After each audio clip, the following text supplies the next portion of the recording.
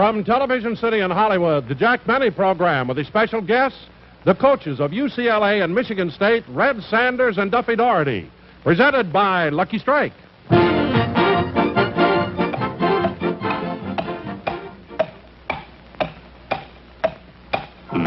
up, a Lucky, it's light up time. Be happy, go lucky, it's light up time. For the taste that you like, light up a Lucky Strike. Relax. It's light up time. There's a time and place for everything. And the right time for a Lucky is any time you want to enjoy a great cigarette. And the right place for a Lucky is wherever you happen to be at the time. You'll always enjoy Luckies because Luckies taste better. Lucky Strike is made of fine, naturally good-tasting tobacco that's toasted to taste better. Cleaner, fresher, smoother. And that's why Luckies taste better every time. So make your next pack of cigarettes Lucky Strike. You'll find it's the best-tasting cigarette you ever smoked.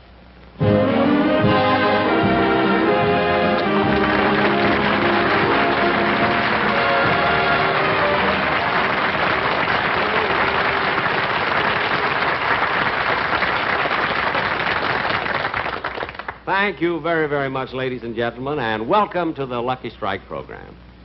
Well, here it is, New Year's Day, and I hope you all had a wonderful time last night. Incidentally, those of you who are seeing this show in color, I would suggest that you take another cold shower because we're only on in black and white.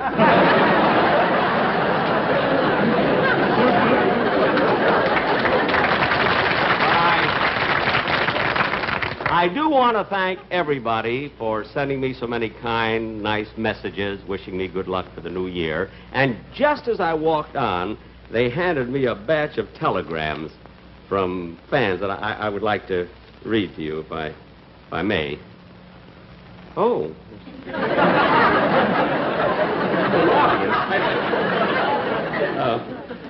Here's one wire. It says, "Dear Mr. Benny, best of luck for the coming year and hope you have continued success with your show.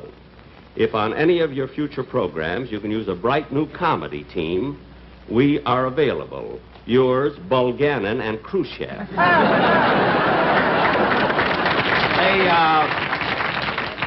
They just finished 2 hot weeks at Lowe's, Pakistan. Oh, here's a wire from Fred Allen. It says, "Dear Jack, today the world starts a new year. When are you going to?" Of course, I would expect a wire like that from Fred Allen. He's a little bit angry on account of the Christmas present I sent him.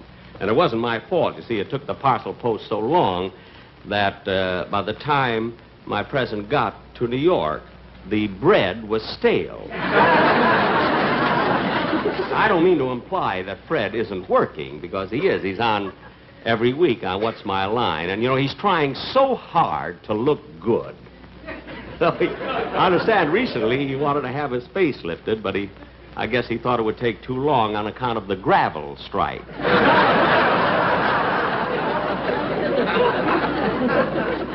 Oh, here's a telegram. It says, "Dear Jack, best wishes to a wonderful guy and a great talent.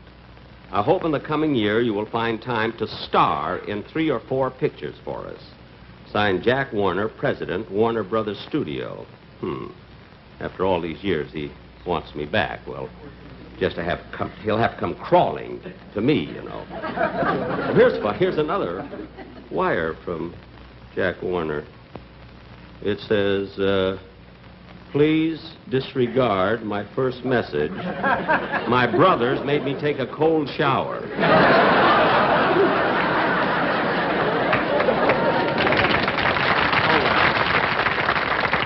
So much for the telegrams.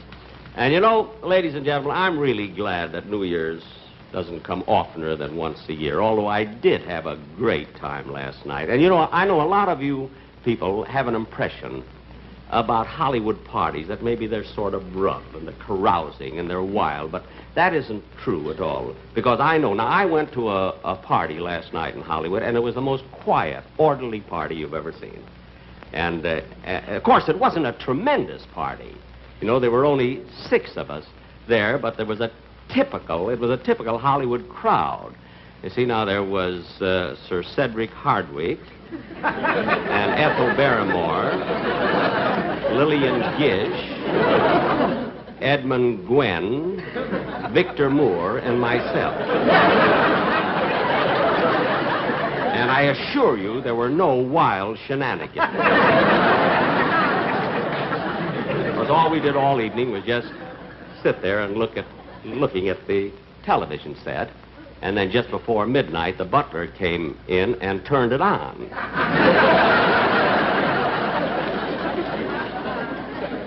The click was deafening.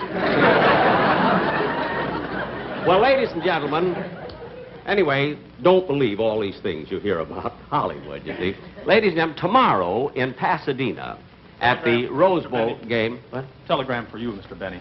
Telegram.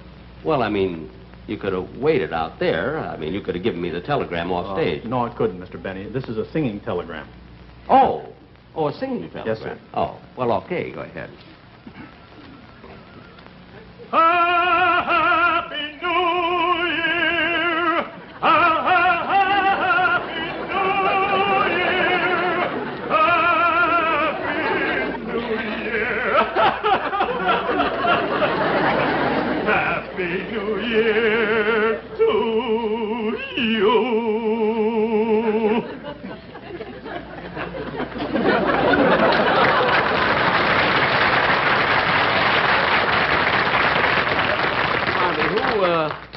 Who sent this telegram? Well, I did. If anybody likes my voice, my agent's number is Crestview, 52414. What a sneaky way to get an audition. 2 weeks ago, I had a ho-ho-ho singer.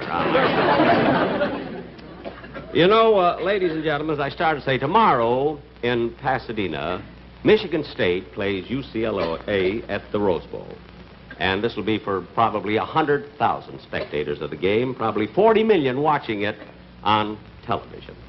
And I'm a sort of a football fan. I know many of you are, and the audience and those watching. And so we have as our guests these 2 wonderful coaches of these teams. Not only that, but they're very dear personal friends of mine. Mr. Red Sanders of UCLA, Mr. Duffy Doherty of Michigan State.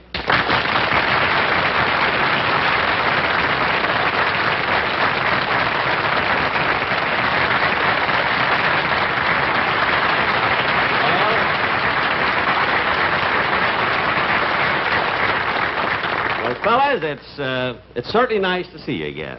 Well, thanks, Jack. Thank you very much, Jack. Now, tell me, Red. He's Red, I'm Duffy. Oh.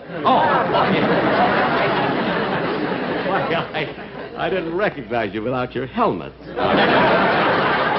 Anyway, I'm certainly glad that you could make it, you see. We are too, Jack. I'm just sorry that we couldn't let you know until the last minute. Oh, well, I can understand that. You've got a big game tomorrow, you see, and you couldn't commit yourself to be on my show. Well, it had nothing to do with the game, Jack. You didn't? No, we were waiting for a better offer from Ed Sullivan. I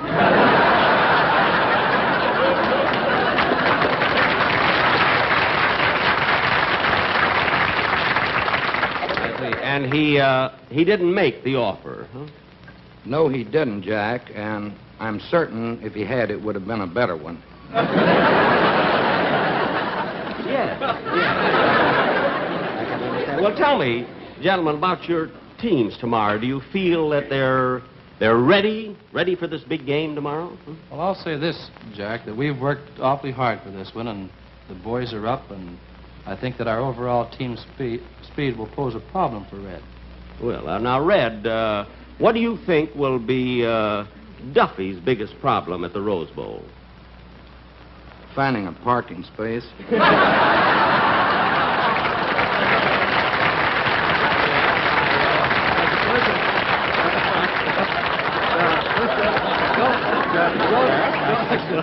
Don't let him kid you. Red's teams are always tough, and this year he has a great one. Yes, he certainly has. Red, let me ask something. You played Michigan State 2 years ago, didn't you, at the Rose Bowl? That's right, Jack, and they beat the Bruins 28-20. They did, huh? Well, now, without giving out any secrets, I mean, how do you intend to stop them this time? Well, defensively, Jack, we plan to use an 8-3 defense, a 7-2-2, a 6-2-2-1, a 5-4-2, a 4-5-2 with slants and with overshifts and undershifts, more or less.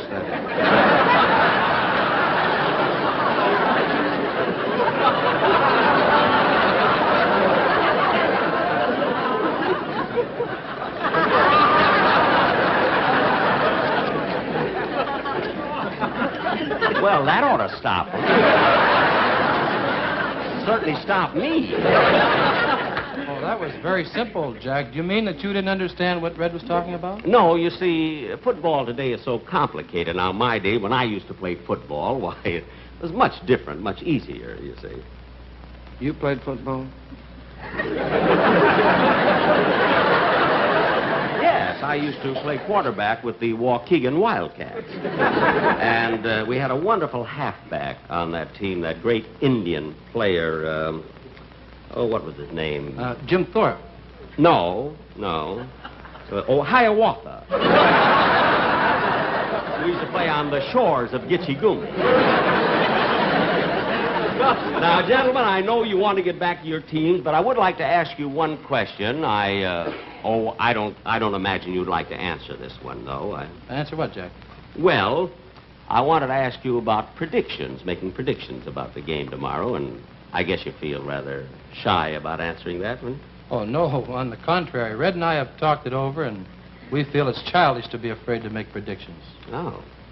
That's right, Jack. We're ready to go out on the limb with this one. Well, I'm very glad to hear that. Then what are your predictions for tomorrow's game? Huh? Well, we predict that if Michigan State doesn't win, then UCLA will. I see. Unless it turns out to be a tie. Oh. Well, you certainly stuck your neck out. Thanks very, very much.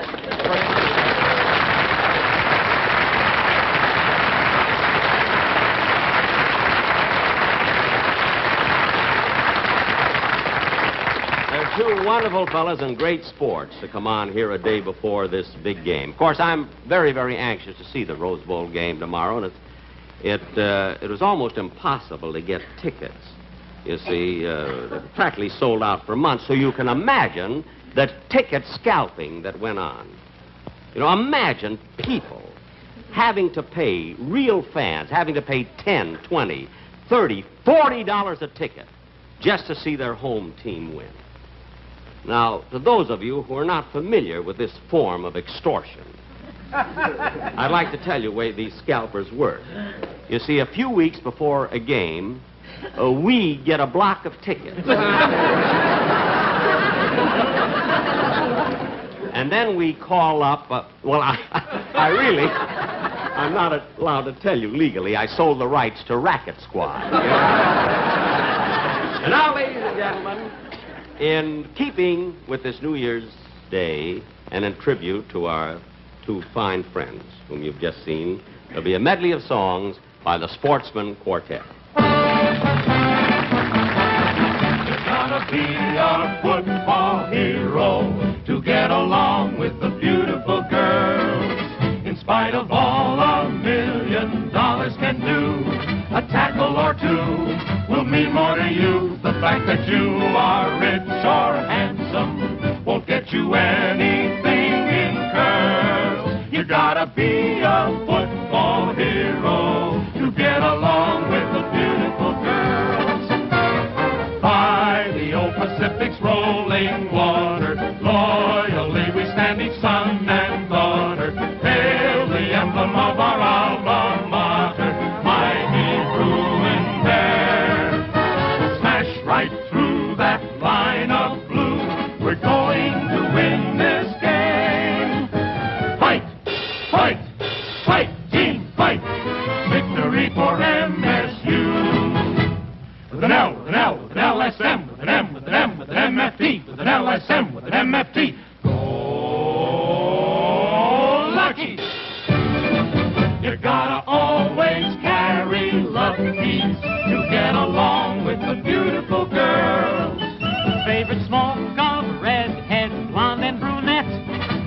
cigarette.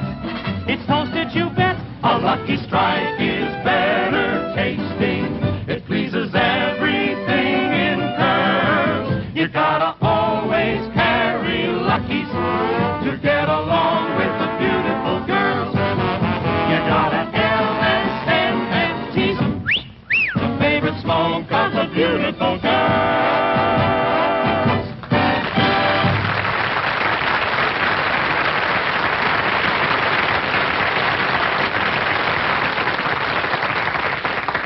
Ladies and gentlemen, as many of you probably know, I was in radio for 24 years. And the last 12 of those years, every year at this time, every season, I always did a New Year's fantasy called The New Tenant. And we've never done it on television. And today, this being New Year's Day, we'd like to show you the way we did it in radio. Now, those of you who have heard us do it on radio, you may get a kick out of watching it. For those of you who have never seen a radio setup, here it is.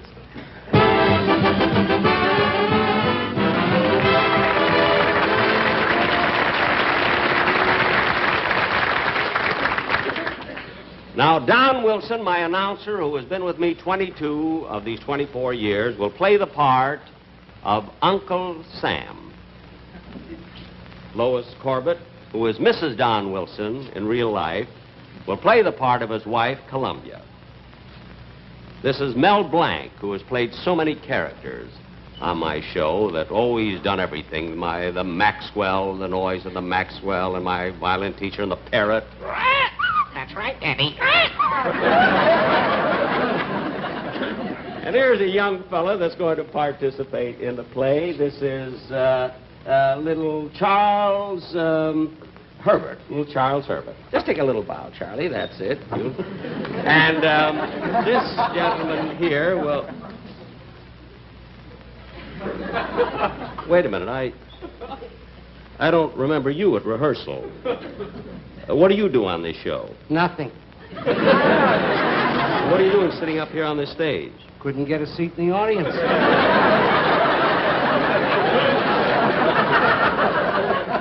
Oh, well, I guess I gave away too many tickets.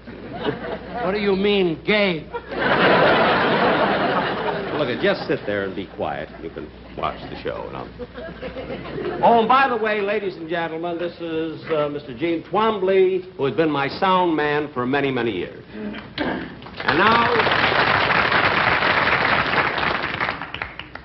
And now for our fantasy, as we did it on radio, The New Tenant, or Goodbye 55, Hello 46. Hello 56. I'm going back like my age.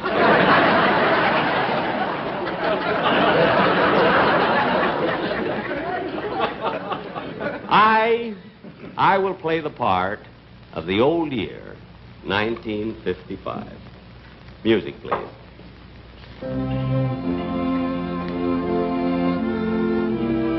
Our scene takes place in a rooming house run by Uncle Sam and Columbia.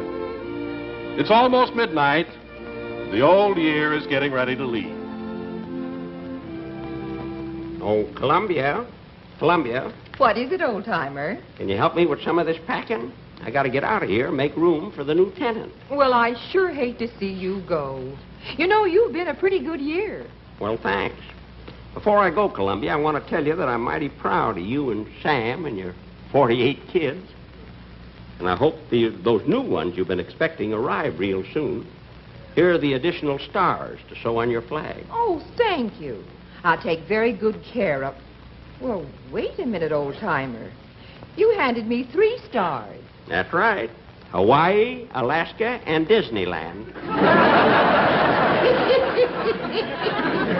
Now, wait a minute. Disneyland isn't a state? Yes, it is. It's a state of mind. Keeps you young. Now, let's see. What else do I have to take? Come in. Hello, Sam. I've been packing here. Hello, old-timer. Well, I got that list of people you want to say goodbye to. Oh, I've already said goodbye to all of them. Well, how about the last one, John Foster Dulles? Oh, I said goodbye to him this morning, and between good and bye, he flew to Paris and back. He's always going someplace in an airplane. He's the busiest man that I've ever... There he goes again.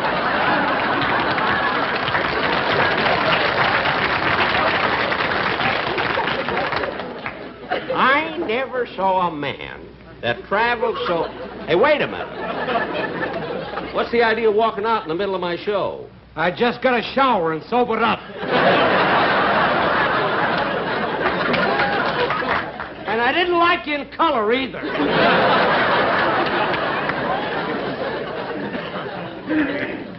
Oh, well. Now, let's see. Oh, yes, before I leave here, Sam, here's something I want to give you. All that money? What's it for, old-timer? Well, next year they're holding the Olympic Games down in Australia, and I want to use this money to send a good team down there. Well, it's sure a lot of dough. Yep. There's $100,000 in that bag and $64,000 in this one. Now, for heaven's sake, take good care of it before some darn fool gives it away on television. Old-timer, you better start closing up your bag. It's getting kind of late. Yep. Haven't much time left.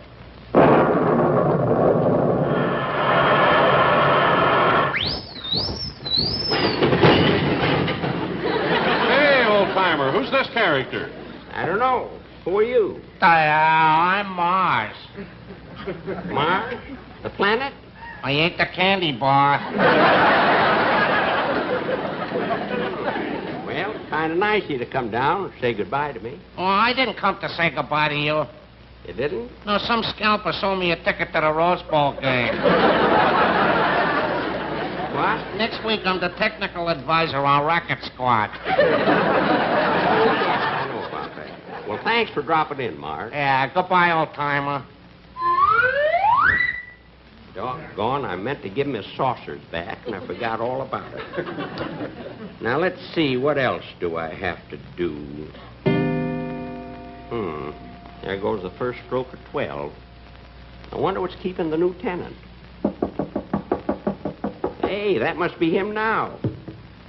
Come in. Hello. Hello, old-timer. Well, so you're the little New Year. Come on in, son. Come in. Hey, you're a cute little rascal. Thank you. Now, Sonny, you got a big job on your hands, and you're going to be on your own. I know you're going to be awfully busy, but try to take good care of Sam and Columbia and all the children. I sure will. Now, Sam has had disagreements with some of his neighbors across that little pond there, but everything seems to be shaping up better. You can kind of help things along. I'll do the best I can. I'm sure you will. Now, before I go, Sonny, I want to show you my picture album. Your picture album? Yeah, here, I'll show you. See that fellow over there? You ought to take good care of him because he did Sam and all of his neighbors a real good favor during my time. He fixed it so that men, women, and little fellas like you have a better chance of going through life with one less hazard. What's his name? Jonas Salk. Now, you take good care of him. Let's see, who else? Who is this man in the white camel's hair coat? Him? Oh, you'll hear a lot about him. That's Liberace. He's an entertainer on television. Gee, that's an awfully small piano. Where? That ain't no piano. You're looking at his teeth. Well, that's the last Liberace joke of the year. Now, let's see. What have we got on this page? Say, what's that big building with all the flags on it? That? Oh, I'm glad you asked me about that. You know, that's more than a building, Sonny. That's the heart of the world. That's in New York. That's the other side of Sam's living room there. That's where a bunch of fellas get together and talk over a lot of things they used to shoot about. Sometimes the talking goes on and on and on, and you get to thinking They ain't doing much. See? But, Sonny, if you don't do anything else, keep 'em talking. You understand? Yes, sir. Now, let's see.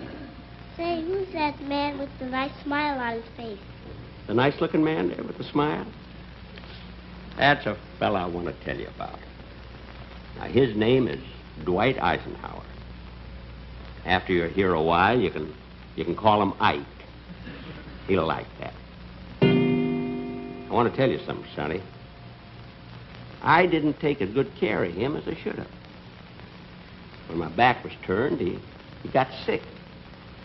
Now, it was either my fault or Sam's or somebody's. I don't know. Maybe we had him working too hard, you know. Anyway, he's getting along fine now, and I want you to take real good care of him. Nice fella. Oh, I'll watch out for him, all right. Yes, sir. You do that. You know, all his life, he's been taking care of Sam from the time he was a young fella right straight on through to now. And Sonny, come here. I want to tell you something. You know, he likes to play golf once in a while, see? So whenever he wants to play, you see that he has a nice dame for it. No, he plays a pretty good game. Oh, he ain't no Ben Hogan or anything, but he gets a big kick out of tearing up Sam's front lawn. Well, it's just about time now. So, Sonny, remember all these things I told you. Now, there's a lot of other things you'll have to learn about just the same as I did. New ideas, new problems, a few headaches, but you'll work them out. Well, sir, I gotta be going. So long, Sonny. Bye, old-timer. Goodbye, Columbia. So long, Sam. Goodbye, old-timer. So long, everybody. Keep smiling.